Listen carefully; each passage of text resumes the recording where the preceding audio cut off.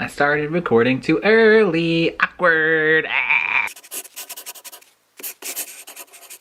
Hello everybody and welcome back to another video on my channel. If you don't know who I am, I'm Kevin from KevinTheWriter. I don't know why I said that as if my voice was going to echo all fun-like, because I'm too lazy to do that editing. Again, if you don't know who I am, I'm Kevin. I have an agent, and that has to do with why I'm making this video, right? I am on the path to becoming traditionally published, and let me talk about that. I have done this in the past, and I did it again, where I will just disappear from YouTube. And the thing is that I don't like doing it. I like making videos. I like interacting with other writers. I like making videos on writing. I like watching other people's videos on writing. But I actually just today rewatched, well, I don't know when I'm uploading this, but the day I'm recording it, I rewatched Lindsay Puckett's video called I Failed Publicly on AuthorTube or something along those lines. I watched it when she first uploaded it, and then I was watching one of Lizelle Sandberry's videos and she mentioned it, and I went back and watched it again. Also, you're crooked. I think that's good. It really struck something in me because I already knew I was feeling this way, and that's why I disappeared for so long. But like,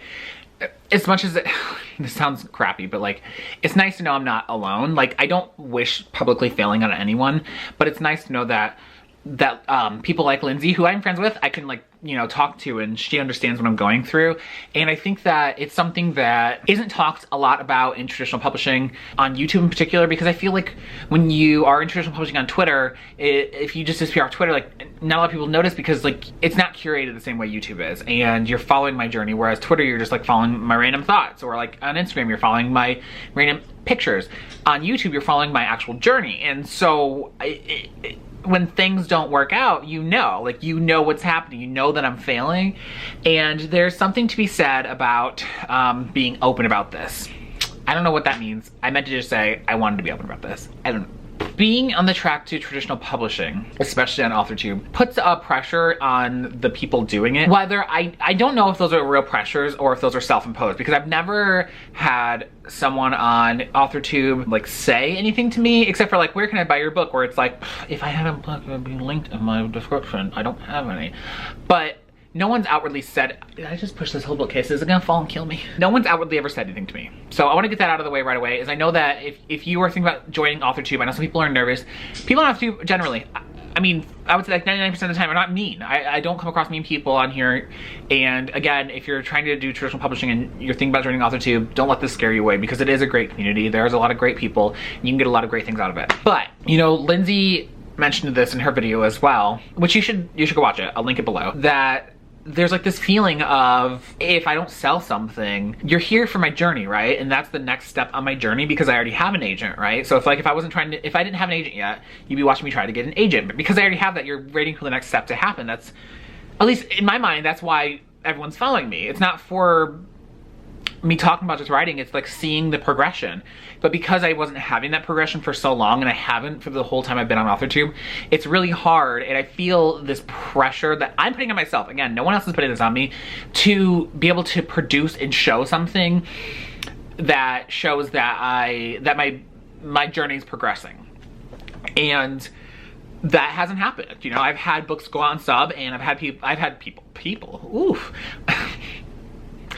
I've had books die, I call it die on submission. No book ever really dies on submission, but like, that's a whole nother conversation, that like, books don't ever really die. Anyway, I had books go out on submission that did not sell. And I want to say right now that, like, as far as I know in real life, The Witch book has not sold. But that one I haven't given up on, because it hasn't been on sub for that long, compared to like, some books don't sell until they've been on, like, I had an agent sibling whose book sold after like 4 years of being on sub. Like, it can happen. And so that book I haven't given up on hope for yet. But I did write 2 books and went out on sub with 2 books before I started AuthorTube. And those 2 books, for all intents and all intents and purposes, is that how you say that? I don't know. Those have like died, right? I don't expect them to sell. I don't expect them to even be on sub anymore. There might be the occasional editor who my agent thinks I would work really great with, who will send the books to them. That happened recently. That editor did reject them. She actually moved houses, and then at the new house was like, hey, can I see those books again? And then rejected them, but she's looking at the Witch book. So I don't think that, like, again, like, I don't think they're like dead, like books aren't dead, but I figure at this point they're not going to sell. And that's really hard to like accept, just even if you were living your everyday life. But like to put that out there on the internet for people to see and watch, I feel like this is me putting it on myself. I feel like it reflects like, are people gonna think that my writing's not very good? And I know that like in my brain that publishing is not that easy. It's not, if you're a good writer you can sell. Like I know that on like a mental level that like you can be a great writer, and that doesn't mean you're gonna sell a book, because publishing is so subjective and a lot of it is about timing. And people used to say that before I got into it, and now that I haven't sold and I've seen friends sell, like I see where the timing thing is true. And I think that if you're trying to get into traditional publishing, it's something that you really should keep in mind and not feel so down about if you don't sell a book, because it is really difficult. And to come on YouTube and publicly say that I haven't sold a book, and that like, of course in my mind I knew that which book wasn't gonna sell like immediately, right? Like I knew it wasn't gonna go out and sub and then like sell the next day. But I mean, we all have that hope, right? That has happened before, and we all have that hope that like, oh, maybe it'll sell, you know, like within a week, and it didn't. And that's fine. Again, I haven't given up on it. It's still on sub. But when it didn't happen, it's like I get this weird embarrassment, which is so weird because no one is saying or doing anything, and it's all me. But like Lindsay said, like to fail publicly, I feel like it's a big deal. That kind of sucks.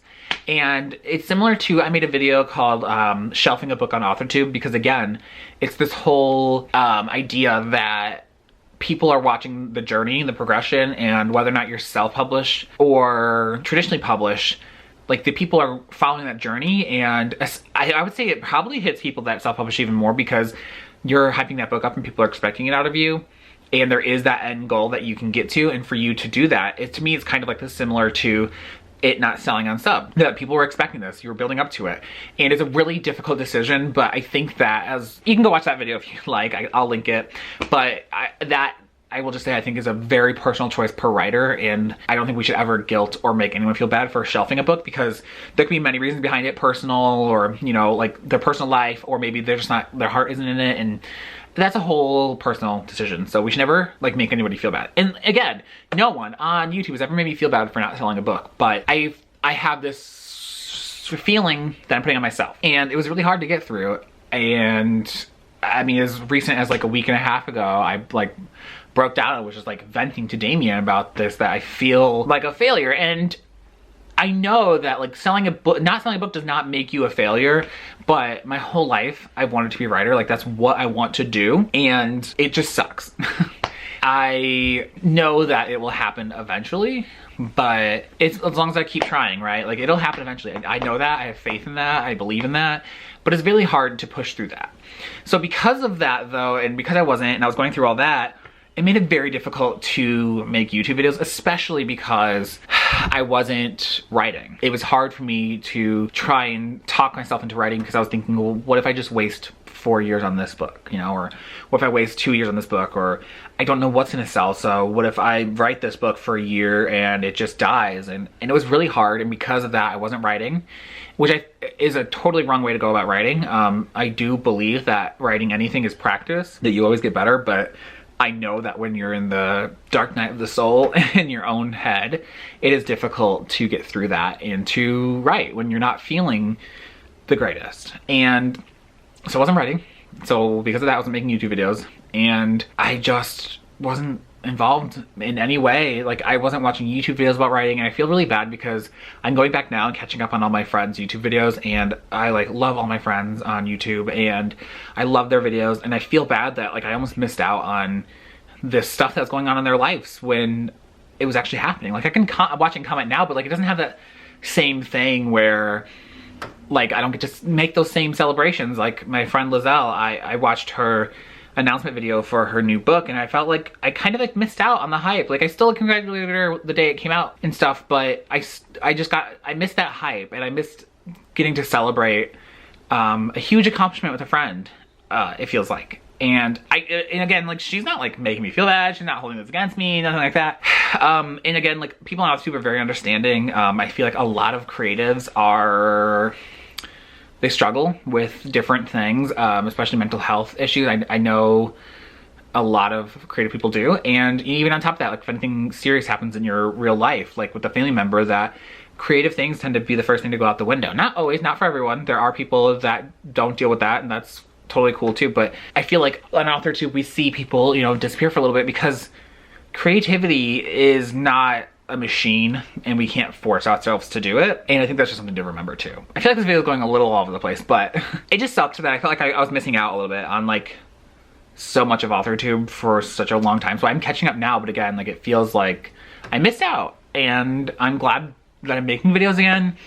I am writing again, but it just sucks. It sucked. And like I was still doing the Thirsty Thursdays with Laura, and that was always fun, but it's not the same as uploading videos and watching other people's videos. Like, I mean, it's still an aspect of it, but it's only one aspect of the whole pie. And I'm a big boy, I like to eat the whole pie. That sounded grossly sexual. I apologize. So I was just kind of burnt out. I was burnt out on writing.